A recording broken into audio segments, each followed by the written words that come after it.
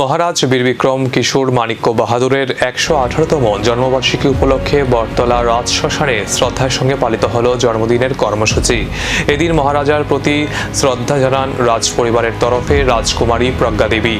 ওনার ঐতিহাসিক অবদান ও ত্রিপুরার উন্নয়নের ভূমিকা স্মরণ করে শ্রদ্ধা নিবেদন করা হয়। মহারাজ বীরবিক্রমের স্মৃতি ও ঐতিহ্যকে ধরে রাখতে এই ধরনের কর্মসূচি গুরুত্বপূর্ণ বলেও জানান উপস্থিতিরা। सबसे पहले आप सबको हमारा नमस्कार कुलुमखा। जैसे आपको सभी को पता है कि महाराज बीरबिक्रम का 118th जन्मदिन है, जो कि अभी हम पूरा त्रिपुरा में हम सेलिब्रेट करते हैं। इस जन्मदिन को सिर्फ हमें बस एक सेलिब्रेशन के जैसा नहीं देखना है, इससे हमें सीखना है।